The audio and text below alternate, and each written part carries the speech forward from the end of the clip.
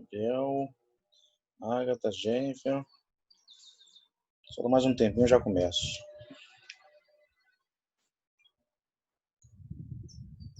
Três minutos só.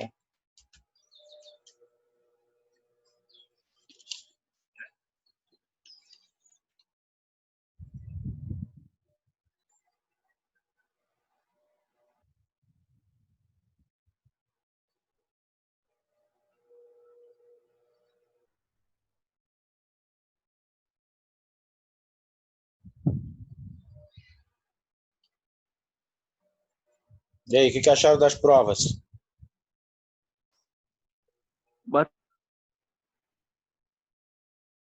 Tranquilo? Sim.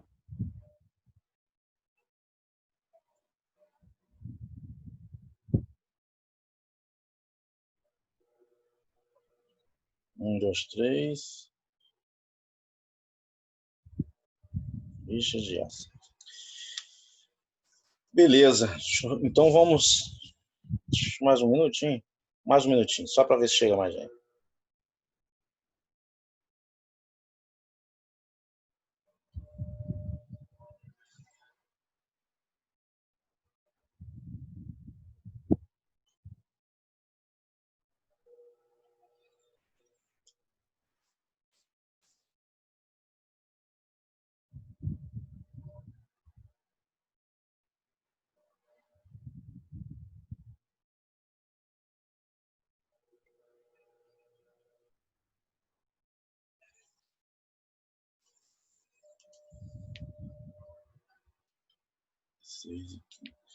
Então, gente, vamos começar devagar aqui, para ver se dá tempo do pessoal chegar, né?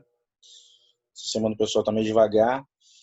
Essa aula de hoje, essa aula aqui, principalmente essa primeira, ela é muito importante, né?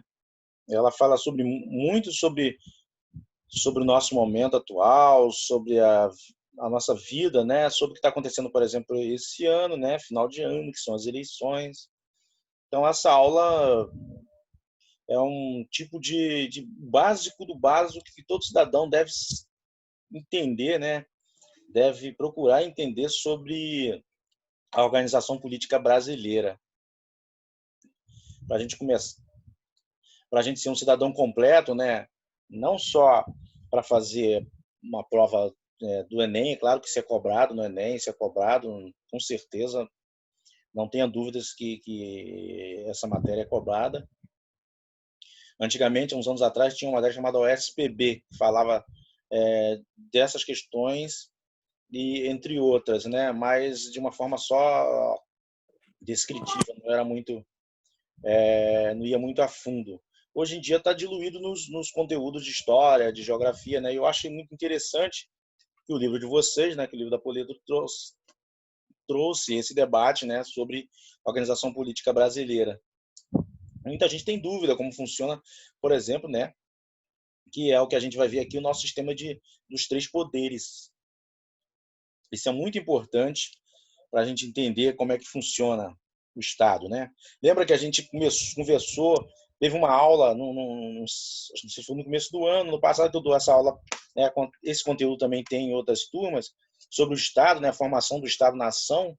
O Estado-nação é formado pelo território, né, do ponto de vista da geografia, pela ideia de nação, né, e pela união disso tudo com uma burocracia, uma administração.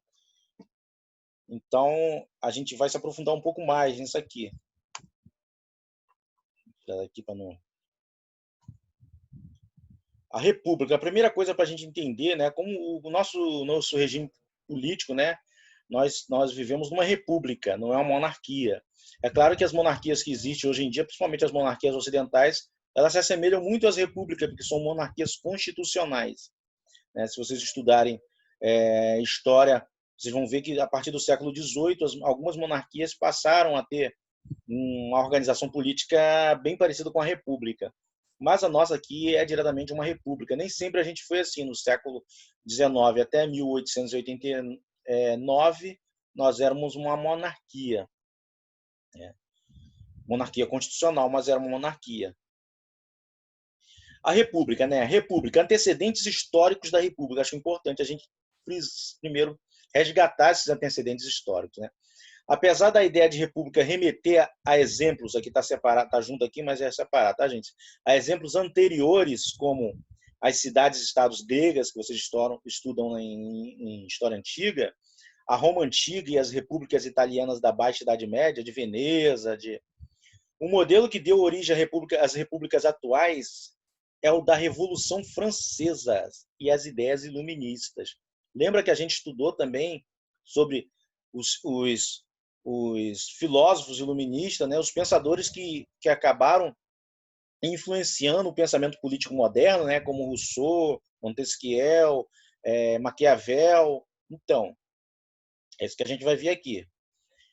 Um deles, por exemplo, é o que mais influenciou nessa divisão entre três poderes, né? Essa divisão da República entre os três poderes independentes, né? Cada um independente, cada um fiscalizando o outro, né? Limitando o poder do outro, é proveniente dos ideais dos escritos, né? Dos desenvolvimentos de Montesquieu. Montesquieu, filósofo do Iluminismo, do século... Deixa eu ver só o que o aluno quer aqui. Estou em aula agora, depois ele vê.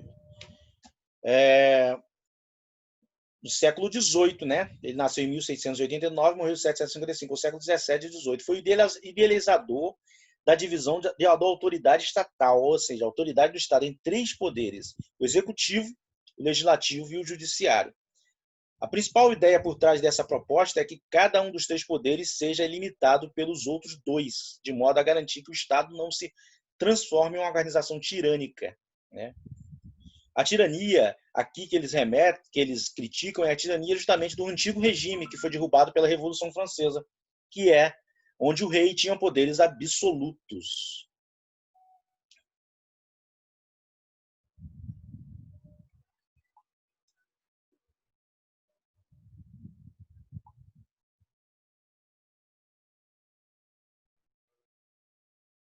Né? Alguém sabe responder, por exemplo, no Brasil, quem é o poder executivo? Quem representa?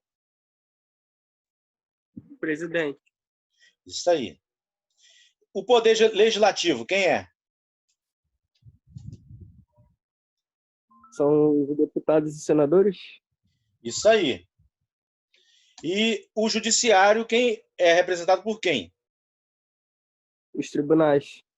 Principalmente a Suprema Corte, ou seja, o Supremo Tribunal Federal, né? Que lá nos Estados Unidos é chamado de Suprema Corte, aqui é chamado de Supremo Tribunal Federal. Né? Só um minutinho aqui, gente. Só um minutinho, porque tem um aluno. De repente o colega está com dificuldade de...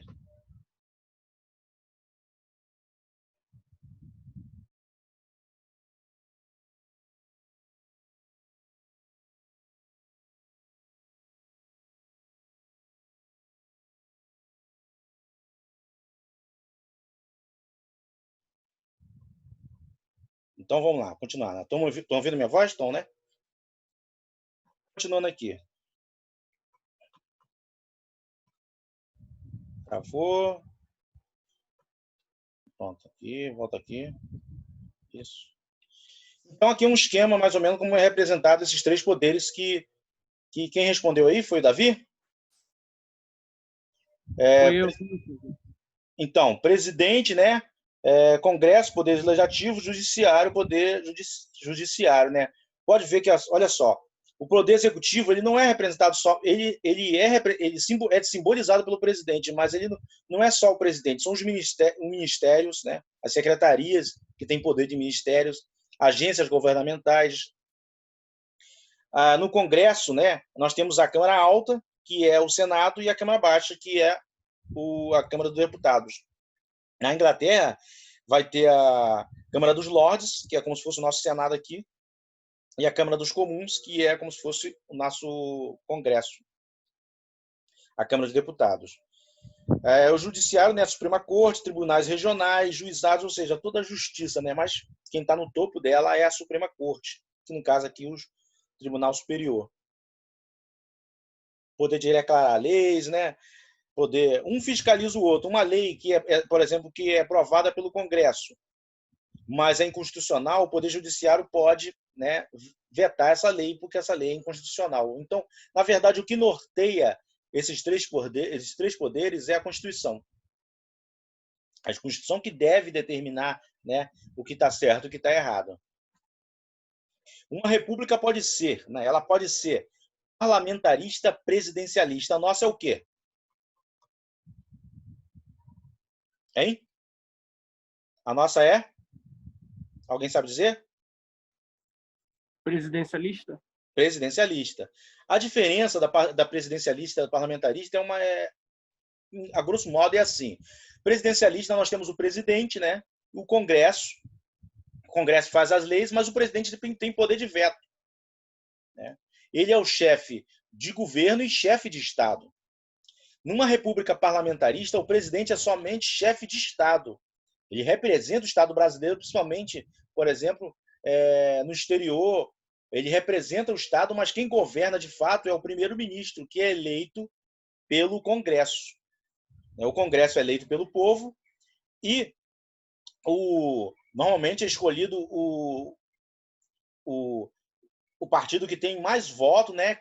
Acaba o grupo político que tem mais voto acaba elegendo o primeiro-ministro. Quando isso não acontece, eles entram em acordo lá. Relembrando, né? Aqui eu botei relembrando aqui porque a gente estudou sobre Estado-nação, lembra? Estado, nação e território, né? Esses três componentes, né? O Estado é a parte da organização, né? Administrativa, né? E o território quer dizer, o Estado moderno já existia antes do componente nação. O componente nação só foi incorporado. O componente nação aí a gente pode entender como povo, né? O povo só passou a ter importância nas democracias modernas.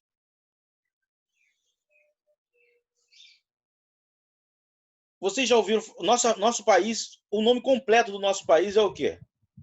República Federativa do Brasil, né? Isso quer dizer que o nosso país é uma federação.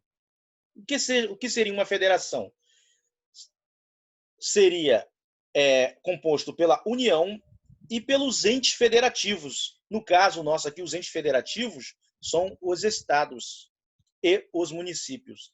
Todos eles têm autonomia, mas numa escala maior, a União representa todos eles, mas é uma federação. Numa confederação, a autonomia seria muito maior e a qualquer momento um membro desse ente federativo poderia se separar dessa confederação. Um exemplo de confederação foi o que era os Estados Unidos, por exemplo, antes da Guerra Civil. E no período da Guerra Civil, o Sul formou os Estados Confederados da América, se separando do Norte, justamente evocando esse princípio de que eles poderiam se separar, né? Claro que um dos motivos da separação principal foi a escravidão, a questão da escravidão, que o Norte abolia a escravidão, queria abolir a escravidão, e o Sul, escravagista, não achava isso lucrativo. E o Estado unitário? O que seria um Estado unitário? Normalmente, o Estado unitário são aqueles estados onde o poder é mais centralizado. São países pequenos, como, por exemplo, Espanha, Portugal, né? Então, não tem como dividir muito os poderes assim, porque o território do país é pequeno, né? Israel, Suíça.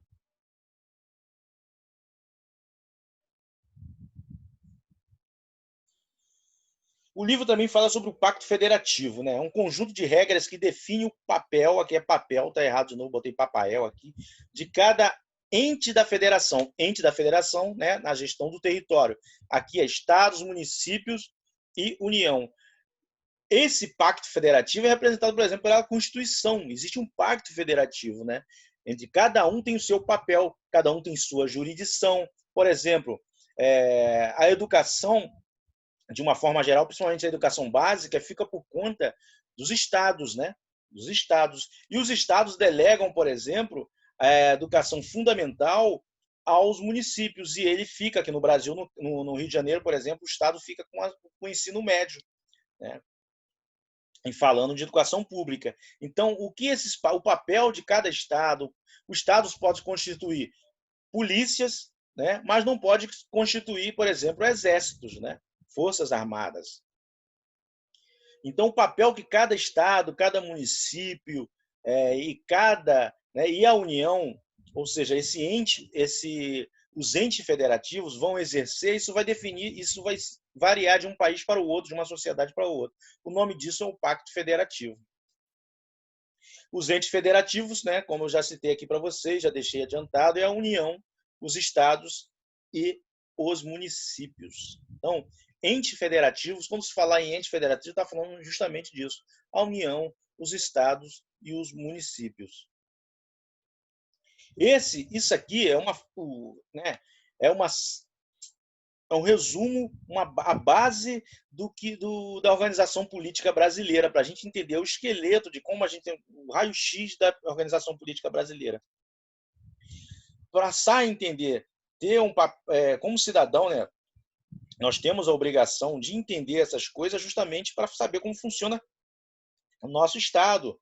Né? Se a gente quer um benefício, por exemplo, a quem a gente deve recorrer? Ao Estado, ao município, à União, né? Em matéria, por exemplo, de saúde, né? Nós temos o SUS, que é federal. Alguém tem alguma dúvida em relação a esse conteúdo aqui? O que é república? Pode falar. O fato de, no Brasil, a maior parte dos deputados serem da região Sudeste é por causa da distribuição da população ou por causa do... Exatamente. Exatamente. Porque nas eleições, como nossas eleições são diretas, conta, né, o peso da eleição conta a população, né?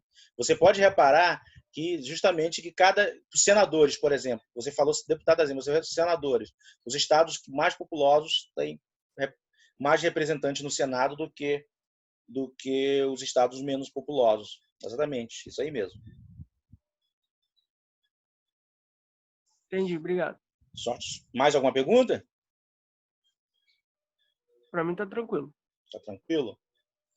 A matéria não é difícil, né? Porque não é difícil a gente só é importante, né? Difícil não é importante. Aí uma coisa que eu acho que vocês devam se aprofundar, né, mais para entender a natureza, justamente aquilo que a gente estudou, por exemplo, lá quando estudou Estado-nação, esses pensadores, né, a origem dos princípios republicanos, a origem do Pacto Federativo, como isso acontece, né? E né, a democracia, né? Como a democracia encaixa em tudo isso. Isso é muito importante que vocês se aprofundem nesses temas aí, porque é de suma importância para qualquer cidadão brasileiro. E vocês estão se constituindo aí cidadãos brasileiros, né? Conscientes, e eu acho que é isso aí. Muito importante para vocês entenderem isso aí. O outro 31 aqui, eu vou já iniciar o outro, né, tema, mas se cair aqui, às 5h15 vai abrir outro. Entendeu? Claro que vai cair porque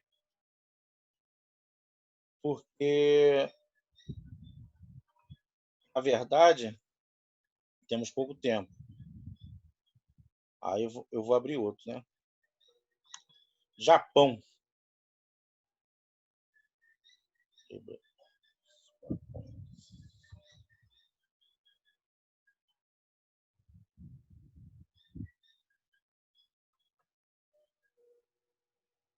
Vamos lá. Alguém fez alguma pergunta aqui? Ah, não.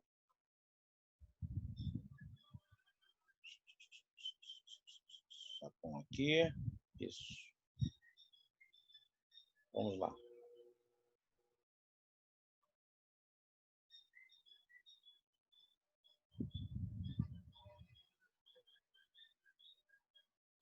Eu errei. Desculpa aí.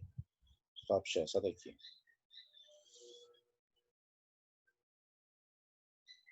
É isso aqui. Apresentação.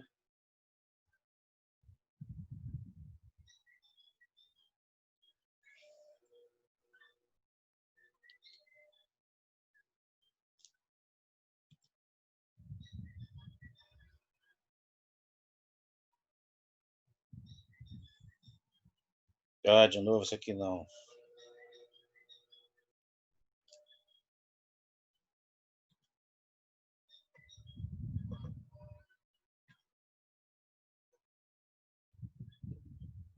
Só esse.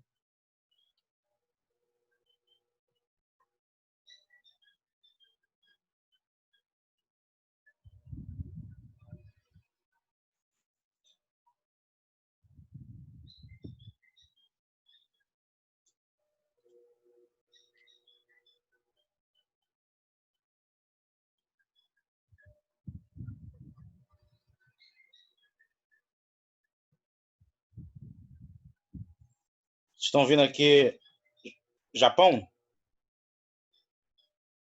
Estão conseguindo enxergar? Sim. Vamos lá. Então, esse capítulo da frente B, né, fala sobre o Japão, né, o desenvolvimento japonês.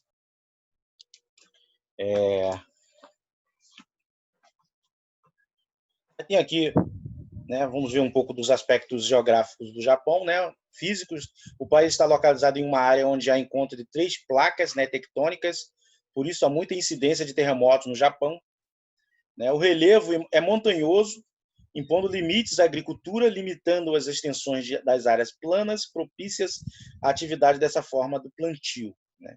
A atividade geológica vulcânica faz com que o país não tenha muitos recursos minerais importantes para a produção industrial. Agora aqui a gente vai falar diretamente no desenvolvimento do Japão. Né.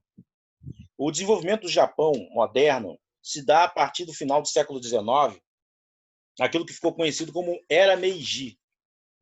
O que foi a Era Meiji? A Era Meiji nada mais é do que o período onde o Japão começou a desenvolver de forma moderna. De forma moderna. Então temos aí o imperador Hirohito, né, jovem. A Era Meiji representou um processo de modernização tanto na economia como na sociedade japonesa, incluindo a adoção de modelos ocidentais de educação, organização militar e a produção do espaço. Para quem já viu o filme Último Samurai, aquele momento ali que está se passando quando o Nathan, né, representado pelo Tom Cruise, ele é contratado pelo exército japonês para treinar o exército japonês, é porque o exército japonês realmente está se modernizando. Ou seja, há uma modernização em termos culturais, administrativos, econômicos, militares, de uma forma geral. Né?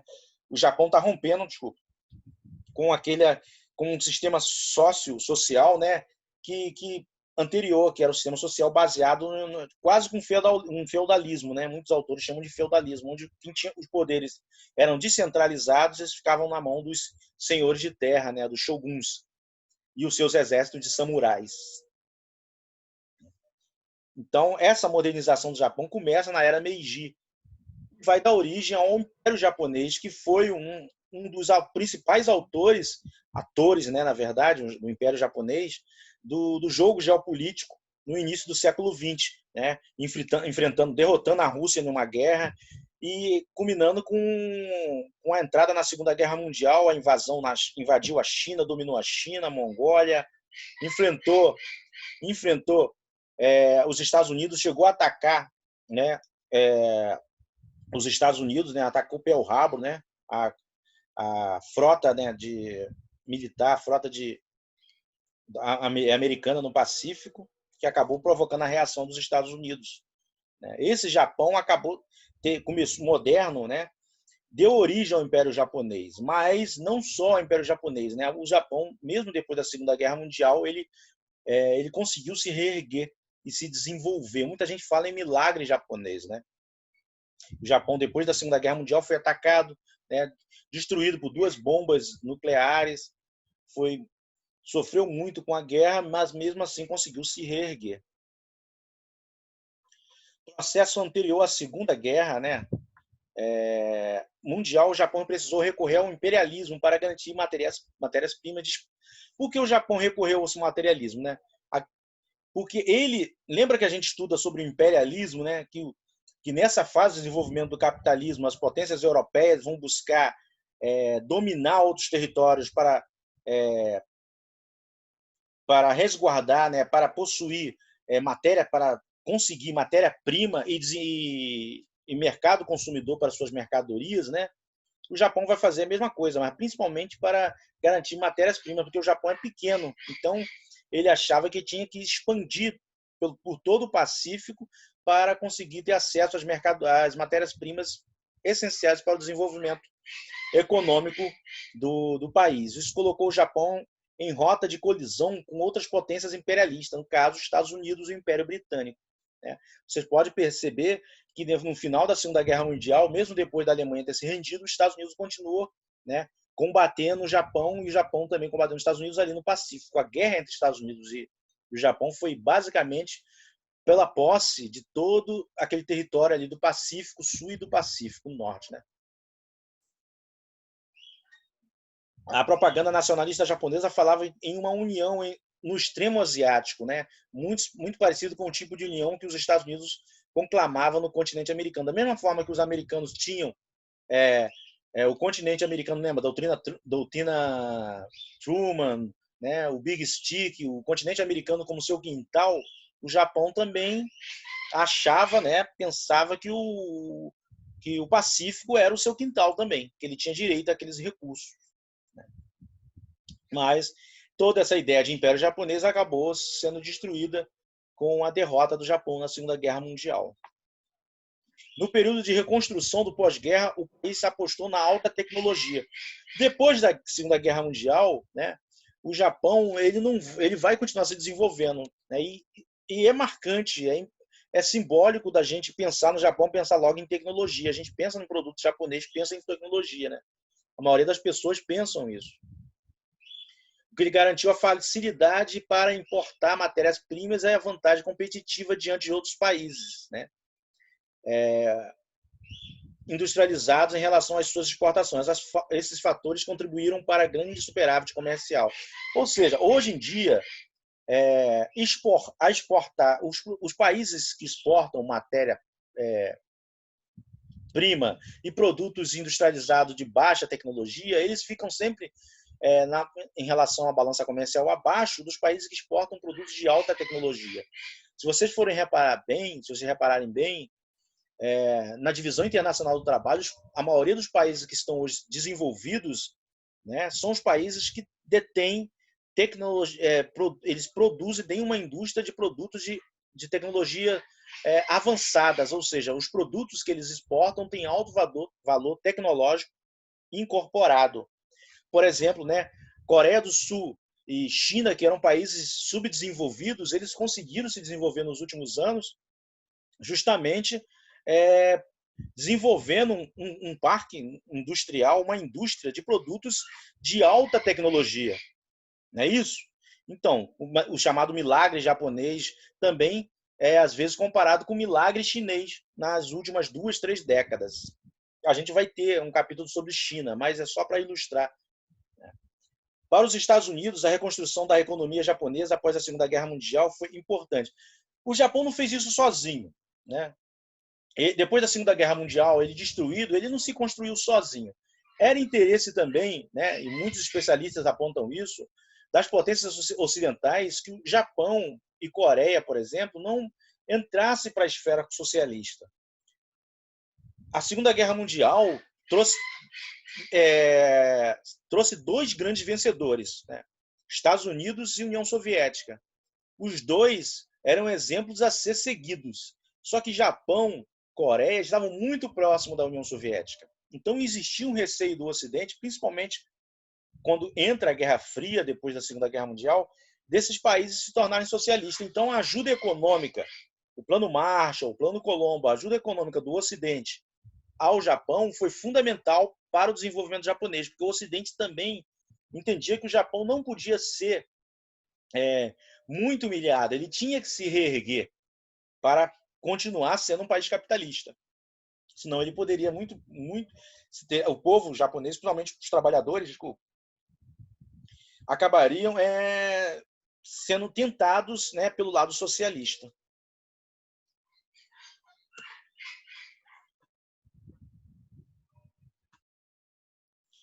Foi forte o crescimento econômico do país nas décadas seguintes à Segunda Guerra Mundial, como eu já falei, né? Tal crescimento foi possível principalmente devido ao toyotismo, né?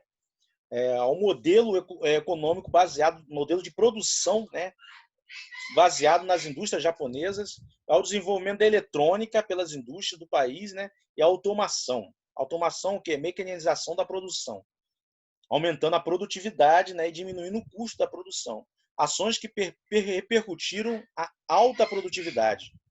Tudo isso foi possibilitado, em boa parte, por um massivo investimento em educação, ciência e tecnologia, pesquisa e desenvolvimento. Aquilo que a gente sempre fala, né? O país que quer se desenvolver tem que investir em educação. Mas não só em educação, no beabá, na alfabetização, não. Também em ciência, tecnologia e pesquisa e desenvolvimento. Porque o desenvolvimento capitalista hoje ele está diretamente relacionado ao desenvolvimento de tecnologia. Como eu falei anteriormente, os países que estão no topo da divisão internacional do trabalho têm uma indústria de alto valor tecnológico incorporado. O celular que vocês utilizam, Samsung, Apple, automóveis a tecnologia de ponta, como Mercedes, né, como Honda, etc. e tal, Nissan. Então, ou seja, tem valor tecnológico incorporado ali. Então, mas isso não é feito sem investimento em ciência, tecnologia, pesquisa e desenvolvimento, que a gente vai ver também nos tigres asiáticos, porque alguns se desenvolveram. Essa sigla aqui, é bom vocês se acostumarem com ela, porque elas caem em concurso. CIT, Ciência e Tecnologia. P&D, Pesquisa e Desenvolvimento. Por isso que é importante um país investir em universidade, investir em ciência, investir em tecnologia. Um país não é luxo um país investir em universidade. É fundamental para o desenvolvimento hoje do capitalismo moderno, desenvolver tecnologia, desenvolver universidade, desenvolver pesquisa. Senão, fica sendo um capitalismo de segunda classe, né? Como boa parte da América Latina só exportando commodities, ou seja, soja, petróleo, minério de ferro bruto, matéria-prima, entendeu? O Japão atual.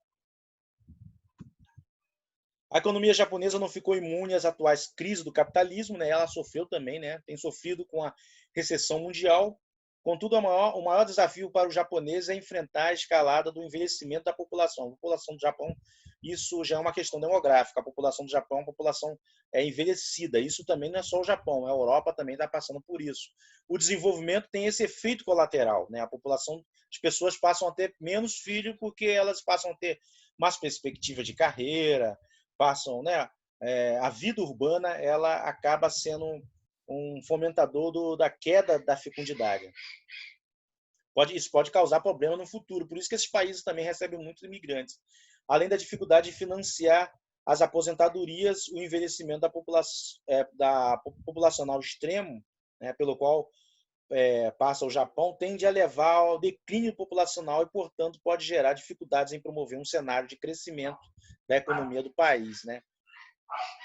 Ou seja, é um efeito colateral do desenvolvimento que pode acabar, né, prejudicando o desenvolvimento do país, porque o país passa a ter um consumo interno pequeno, né, entre outras coisas. Japão e a cultura pop, né? Isso aqui eu deixei para vocês só um pouco refletirem sobre a influência do Japão nos últimos anos, né? A minha geração estava mais acostumada com a cultura pop, né? Com americana, mas a geração de vocês e a anterior de vocês, né? Já tem uma forte influência da cultura pop japonesa, só para ter uma ideia de como, né, o desenvolvimento econômico do Japão também fez com que outras partes da cultura japonesa acabasse se desenvolvendo. É claro que a cultura pop do Japão se inspira muito na cultura pop americana, mas ela tem sua peculiaridade. Vocês sabem disso. Eu acho que vocês sabem até mais do que eu em relação a isso aí, né? Vou deixar um desenho aí. Pesquisa na internet sobre manifestações de cultura pop no Japão, como animes, música e cinema. Isso aí para quem gosta. Beleza, gente? Acho que o tempo aqui está quase acabando. Alguém tem alguma pergunta para fazer em relação ao Japão? Não. Às 5h15 vai abrir um outro horário lá para falar sobre tigres asiáticos, né? Eu botei 1 hora lá, mas vai ser poucos minutos, porque é como aqui, né? não requer muito tempo, não. Aqui a gente falou de 2 temas, que a gente falou da organização política brasileira e do Japão, o desenvolvimento japonês. A gente vai falar agora dos tigres asiáticos. Faltam 2 minutos para acabar aqui. Vamos aproveitar, se alguém tiver alguma pergunta para fazer, antes da gente entrar na outra, eu vou antecipar. Tá 5h15. Acho que deixa para 5h15 mesmo, dá um tempo de, né, tomar um cafezinho. E não vai ser muito demorada também, não. Eu coloquei 2 porque justamente a gente tem uns temas mais extensos hoje para debater. Então faz o seguinte, já que alguém tem alguma pergunta, não, né? Se quiser, pode falar, aproveita aí. Vão cair no teste? Oi? Esses 2 capítulos são do teste? Ainda não está definido, mas provavelmente. Entendi. Obrigado. Não está definido não, mas provavelmente vai ser do teste, sim. Show de bola? Sim. Então, deixa eu ver aqui, vamos fechando aqui. Eu já vou sair daqui para ir gravando já, para disponibilizar para vocês daqui a pouco pelo YouTube, né? E para quem não assistiu, 5h15. De novo, valeu, galera. Só para a gente concluir. Oi, professor.